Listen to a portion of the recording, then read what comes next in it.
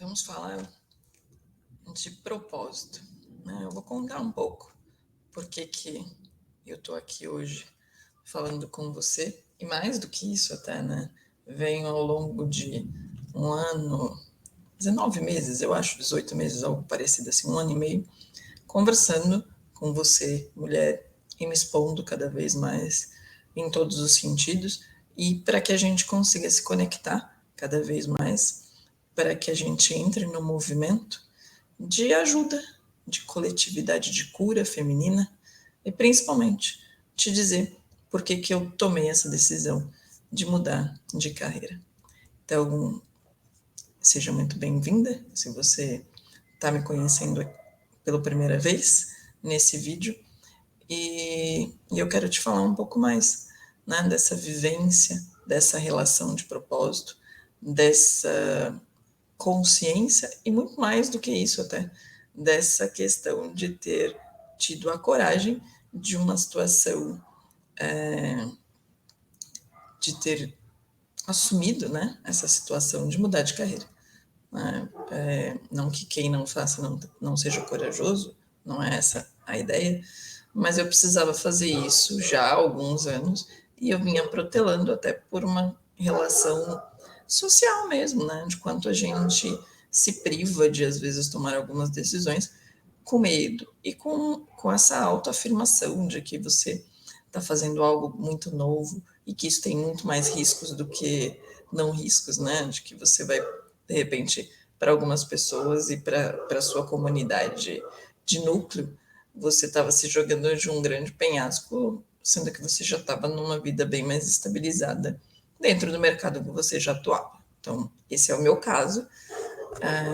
Eu tenho uma experiência de 29 anos de carreira na área corporativa e muito nas áreas envolvidas com gestão de negócios e expansão desses negócios. Quando a gente fala disso, são expansões de filiais no Brasil e fora do Brasil, expansões de franquias, quando a marca tinha esse tipo de negócio de envolvidos.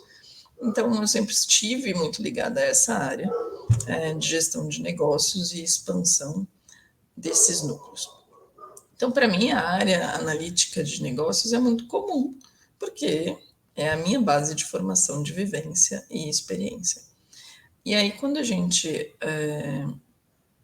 se conhece ou se pesquisa cada vez mais, e essa coisa do autoconhecimento sempre foi uma área que eu sempre tive muito prazer, né, em conhecer, em estudar, em ler, e fazer parte da minha vida como um hobby, vamos colocar assim, né, era o meu prazer pós-estresse, fez com que cada vez mais eu percebesse que o meu propósito não estava nesse mundo onde eu exercia, apesar de eu ser muito feliz na minha carreira, alcançado os cargos de gestor que sempre foram desafiantes, né, dentro das marcas que eu trabalhei e dos papéis que eu resolvi desempenhar, mas quando a gente fala de relação de coração e emoção, isso sempre estava faltando algo, eu sempre tinha uma inquietude ou uma insatisfação não muito nítida para mim mesmo.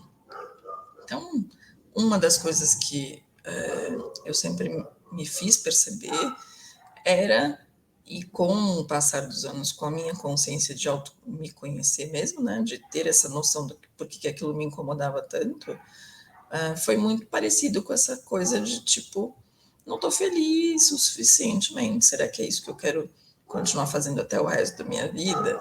Né? Afinal de contas, nós temos uma vida de finitude, a gente sabe que vai morrer, não sabe para o dia, né? Mas sabe que isso vai acontecer. E aí eu me questionava muito nessa relação de que, tipo, até quando eu vou querer viver isso daqui? Até quando eu quero estar num ambiente que muitas vezes é muito agressivo e pouco amoroso, né? Das grandes corporações, o mundo corporativo de uma maneira geral, e da desigualdade mesmo de gênero, que para mim era algo que me incomodava demais, mas que sempre foi muito velado e não até reivindicado por mim mesma. Né?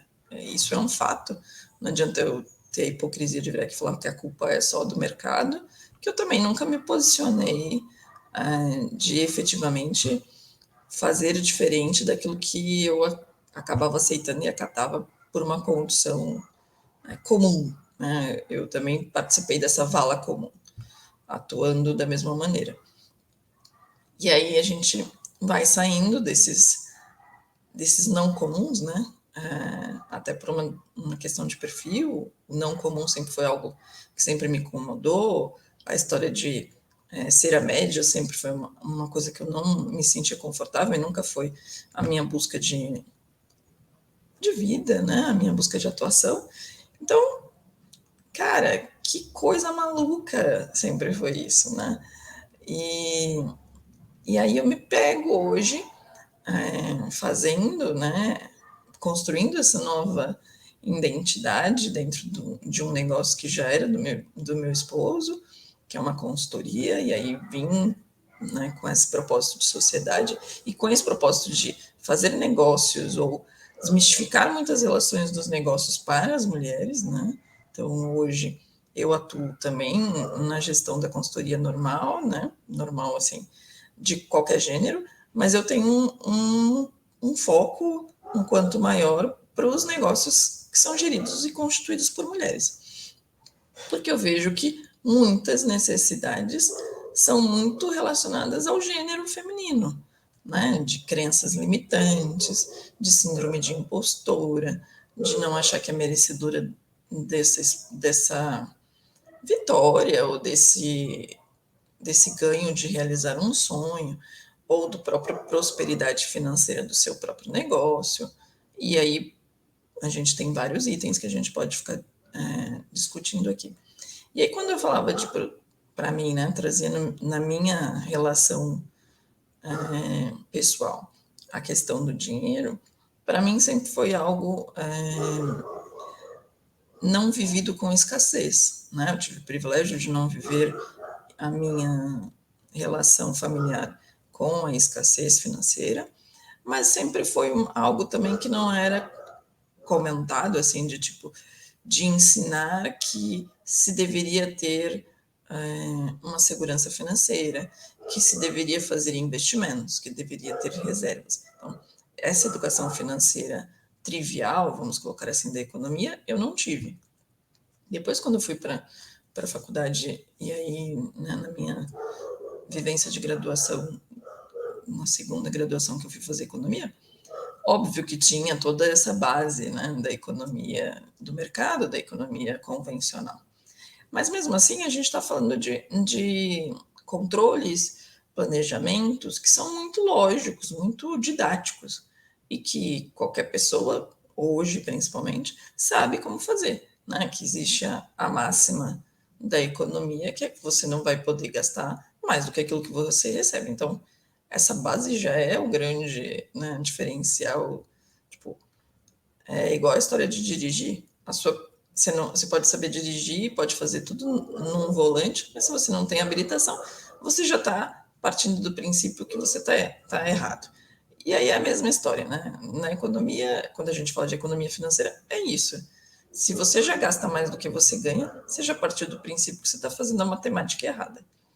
Mas isso, no decorrer do dia a dia, e num país como o nosso, de uma instabilidade financeira econômica muito grande, isso é um malabarismo mágico, né? As pessoas têm que se virar nos 30, têm que fazer coisas além daquela rentabilidade fixa de um trabalho, seja ele formal, informal, autônomo ou liberal, e aí acaba se criando outras fontes de renda e outros tipos de trabalhos exercidos no país. Mas aí quando eu volto a mim, né, que o papo aqui é um pouco falar de mim, eu não senti isso na minha infância inteira, na minha adolescência inteira, no meu início de adulto, né? Eu vim trabalhar de carteira assinada, eu já tinha 19, 20 anos. Então eu não fui uma pessoa que teve uma necessidade econômica de lar para prestar ajuda financeira. Mas, em contrapartida, eu também não tive uma noção de educação nem no colégio e nem dentro da família para fazer esse tipo de coisa. E tá tudo bem, não estou dizendo que quem é culpado e quem não é. É só contando a minha história, né? Então, quando eu fui para o mercado, né, exercer aquilo que eu tinha estudado, existia a máxima de controles e de fazer os planejamentos e saber fazer dentro das marcas onde eu atuei, óbvio, de ensinar isso para as gestões da onde eu estava, mas, em contrapartida, existe sempre isso, dúvidas e situações onde a dor era muito mais latente do que efetivamente a prática de atuação matemática, né? Então, e isso foi fazendo com que, normalmente eu sempre escutava as pessoas dizendo, né, que a máxima sempre é de que você precisa faturar muito mais do que você fatura, e você tem que sempre estar correndo muito mais atrás desse ganho, ganho, ganho, ganho, que nunca é o suficiente. Você pode estar fazendo a sua empresa estar altamente lucrativa, mas nunca é o suficiente. Então, você sempre tem essa necessidade de ter mais, de faturar mais, de lucrar mais, e o quanto isso, de um contexto universal, né, assim, universal que eu digo do nosso país, principalmente, traz uma energia da ferramenta que é o dinheiro. Traz uma necessidade de poder vinculado nessa ferramenta que é o dinheiro. Então, o quanto a gente sofre com essa relação, né? O quanto a gente fica numa situação de emocional de que tem sempre que ter mais, que a gente sempre tem que correr atrás, de que a gente sempre tem que estar na luta e de que a gente tem que trabalhar 15 horas por dia, porque senão não é o suficiente. E mesmo quando a gente trabalha assim, a gente precisa ter hora extra, porque se não tiver hora extra, não consegue pagar os boletos. E é sempre essa ânsia, essa falta de fôlego, né? Então, a escassez traz muito essa sensação emocional de falta de fôlego. Você sempre está faltando, sempre está se sentindo cansado, sempre está se sentindo exaurido. E o quanto isso nas casas, nas famílias, é vivido, né? E aí a gente tem uma característica política, sociopolítica, né, de que é conveniente para o Estado, para qualquer governo, qualquer partido que esteja no Estado governante, no nosso caso, ter uma população que acredita que o endividamento, que o empobrecimento é o que lhe cabe, é a única saída. Então, a gente tem também toda essa massa construída como sociedade. Faz com que cada vez mais a população acredite que o endividamento é a única solução que ele tem. Então, para ele ser feliz de vez em quando e sentir algum prazer, né, de se esforçar tanto, de viver tanto faltando ar e tendo que dar sempre muito mais dele, ele vai lá e passa um cartão de crédito no shopping e faz uma compra daquilo que ele sabe que ele não tem condições de pagar.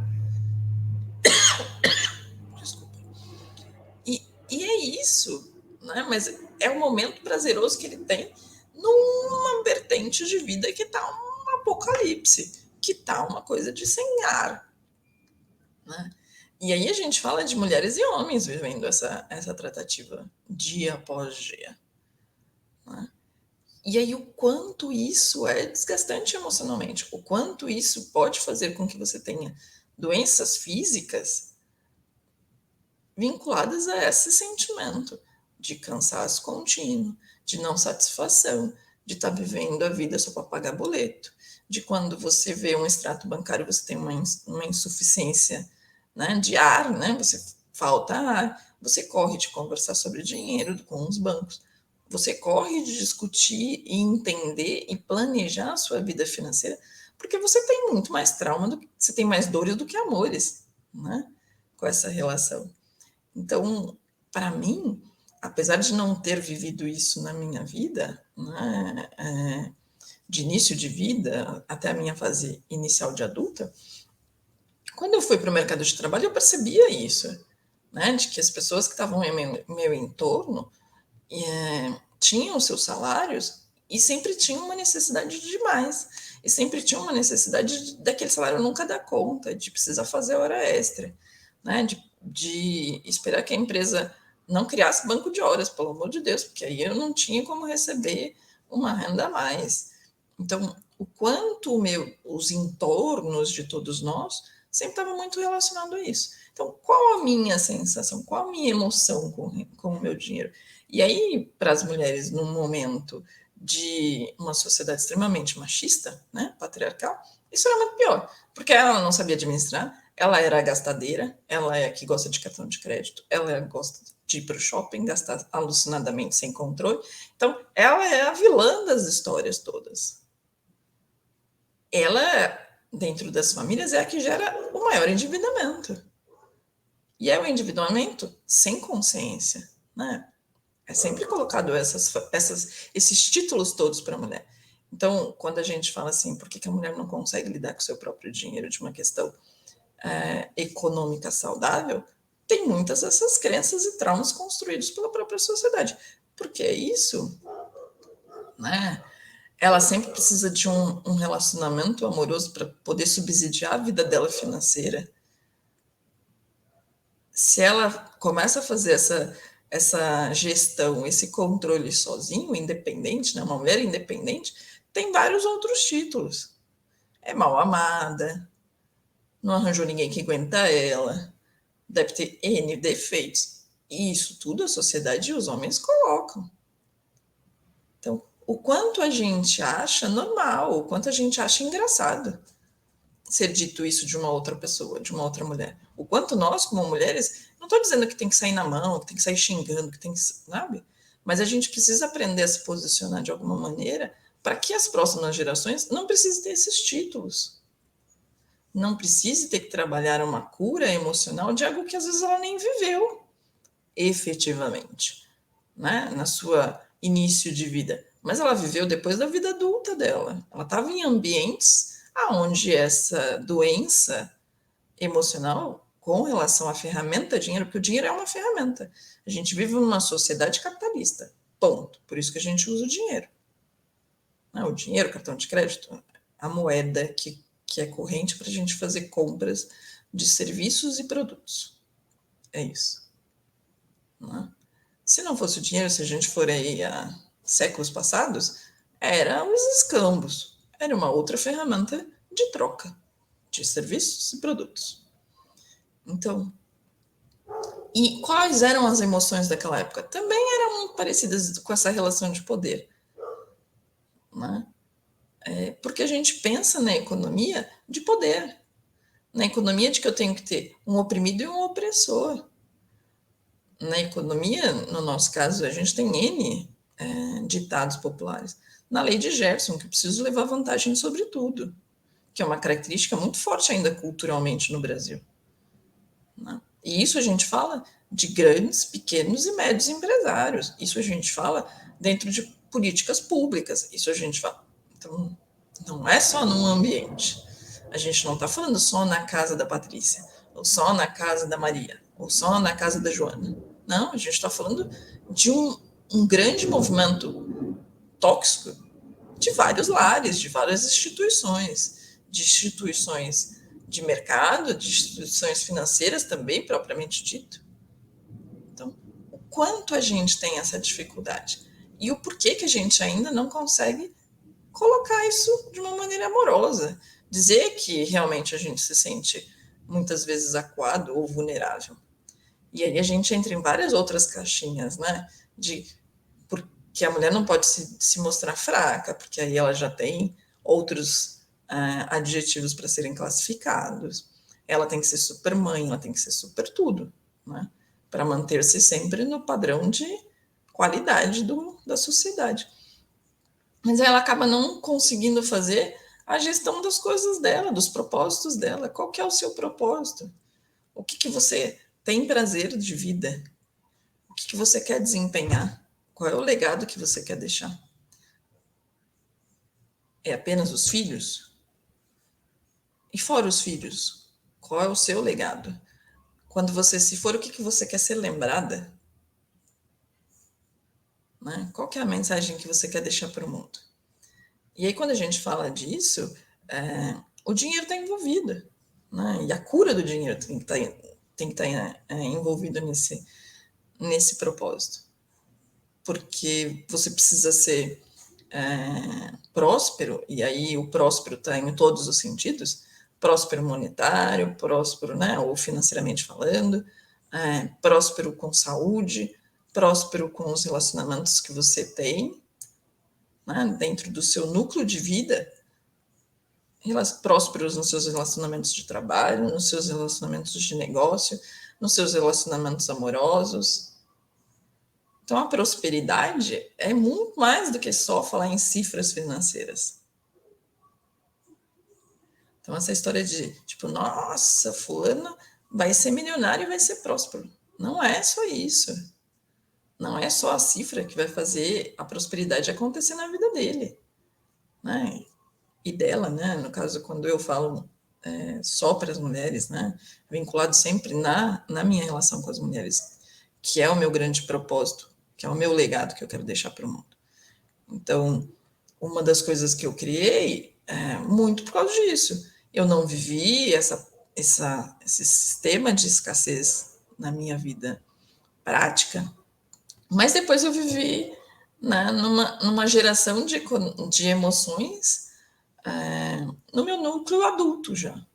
Né? De mudanças de governo, de mudanças de planos econômicos. E aí você vê as quedas, as falências de grandes marcas, de pequenas marcas, e aí depois a gente teve agora os últimos grandes baques econômicos mundiais que ainda estão refletindo na nossa vida, mas o quanto a gente não estava preparado para isso, o quanto a gente ainda vive com o sentimento, com o medo, com o trauma, mas que a gente não se prepara para isso, para não passar por isso mais. A gente não faz reserva. A gente não começa a criar da nossa vida hábitos saudáveis para que a gente não tenha mais essa sensação emocional. Porque a gente não fala. Porque a gente espera um milagre.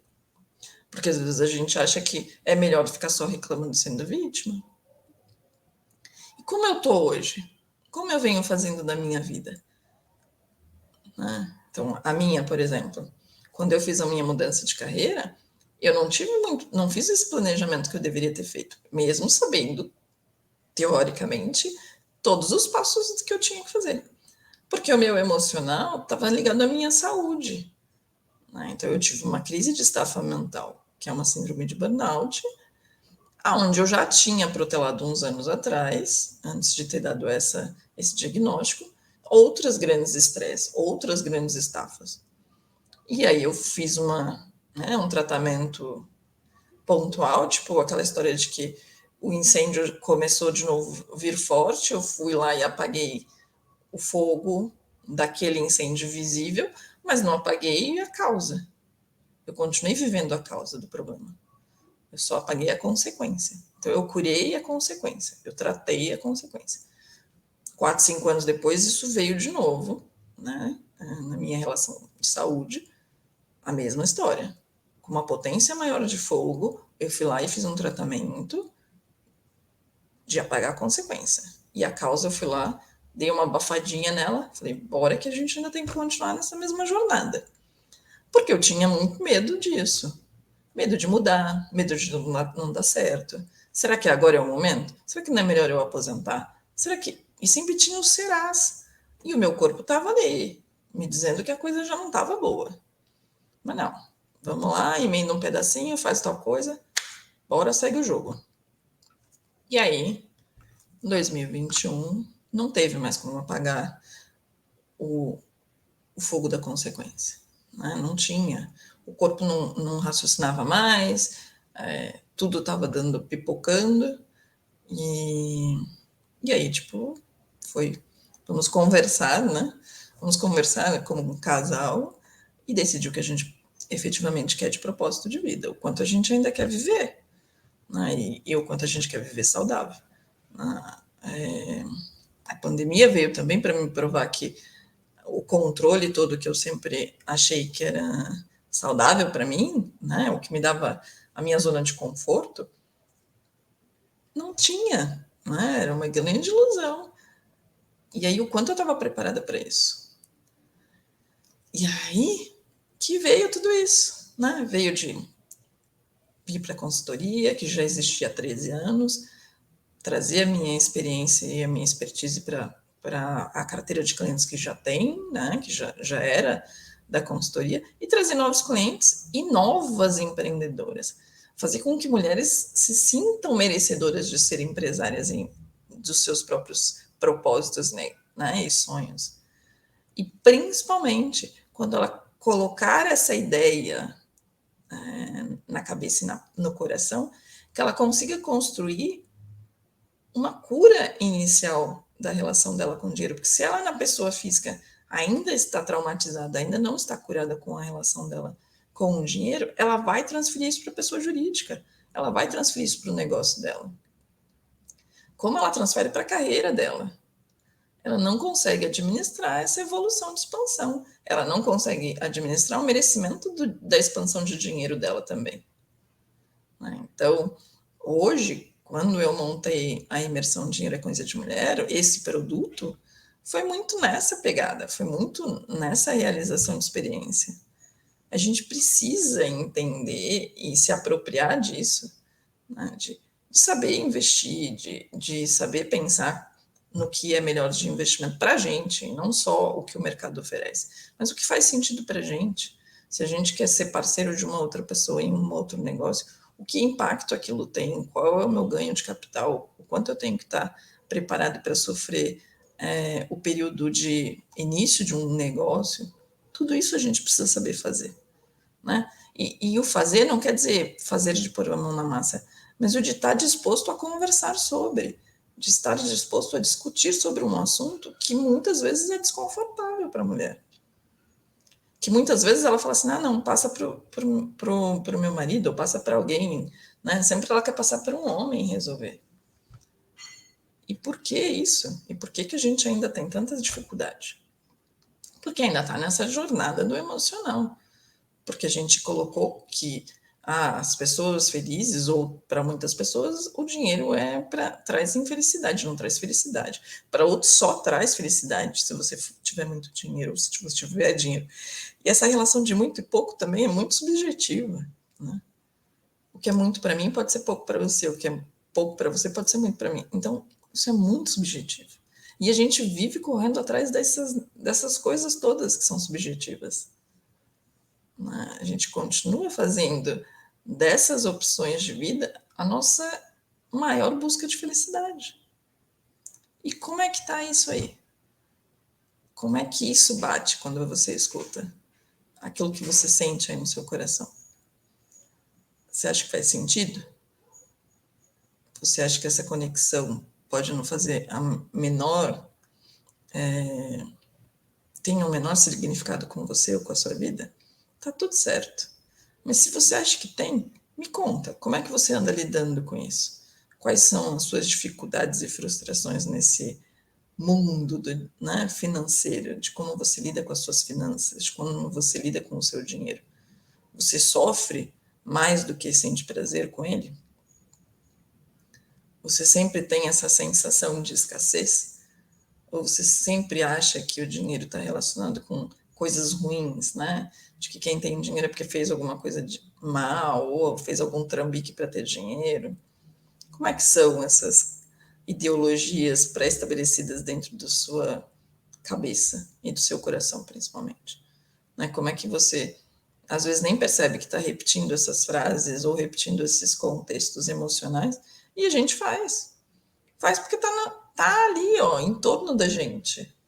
É a grande energia da massa, é a grande energia dos ambientes. Então, o movimento contrário é uma consciência de hábito, é uma consciência igual a gente... não é a consciência do acordar e escovar os dentes, por exemplo, que é a consciência da energia que a gente fala da dor do dinheiro. É a mesma, que é o automático. É o grande movimento comum. Quando a gente fala de você mudar esse tipo de tratativa, é você ter uma apropriação de consciência e aí fazer isso da maneira consciente. Então, vai ser um esforço diário de mudança de hábito. Né? Então, é a história de quando você aprendeu a andar de bicicleta, por exemplo. Você teve que fazer esforços diários para se apropriar daquele novo movimento. Então, eu dou o exemplo de bicicleta, mas qualquer outro exemplo, né? Skate, você aprendeu a nadar, você teve que fazer mudanças de hábitos para poder se apropriar daquela nova situação que você estava querendo desenvolver. É a mesma coisa quando a gente fala da nossa relação com o dinheiro. A gente vai ter que criar consciência primeiro entender aonde a gente precisa mudar os hábitos para a gente começar a fazer a tratativa de consciência de mudança de hábito. E cada pessoa tem a sua consciência de mudança de hábito. Né? Não existe um roteiro de bolo, uma receita de bolo e diz assim, olha, é mágica, 6 passos, 7 passos. Isso é para o controle, isso é para o planejamento. Isso existe e todos nós temos acesso, é só colocar lá no Google que ele traz várias menções, vários aplicativos para fazer esse tipo de controle. Mas é um passo muito antes, porque quando eu chego nesse passo de ir lá no Google, eu já sei, eu já mudei os meus hábitos, eu já mudei aquilo que me empaca, aquilo que me trava. Quando eu chego lá no Google ou num consultor financeiro, eu já eliminei todos esses traumas meus. Então, eu costumo dizer que eu já quebrei o meu porquinho, né? Já quebrei o meu porquinho da escassez. Já quebrei o meu porquinho do trauma. Mas e quando eu ainda estou enchendo ele lá? Quando eu estou ainda enaltecendo ele? Como é que eu lido? Como é que eu faço? Como é que eu vivo todos os dias? E é aí que a gente fica apreensivo. E é aí que a gente pode ficar doente. Fisicamente falando. Porque a gente fica angustiado, porque a gente começa a trazer sentimentos muito mais doloridos que podem gerar alguns outros diagnósticos. E isso é fato. Fato científico, fato real. Não é nenhuma balela. Então, vale a reflexão. Vale você sempre bater um papo não raso. Vale você, às vezes, nas rodas de amigos e na roda de família, parar de ficar só falando, né, coisas muito banais e, de repente, começar a colocar esse tipo de situação. Como é que anda? Como é que vocês estão aí fazendo, né, as coisas se movimentarem? Tem se preparado para alguma eventual necessidade financeira? Como é que anda aí sua programação de aposentadoria? Por que não que a gente não pode conversar sobre isso? A gente precisa chegar na aposentadoria para descobrir que o plano público não existe mais de aposentadoria. Mas a gente teve aí 20 anos antes para se preparar e não fez. Né? Porque a gente deixou para resolver quando já estava na beira do negócio. Precisa. Acho que a gente falar disso há 20 anos atrás, 30 anos atrás é uma coisa.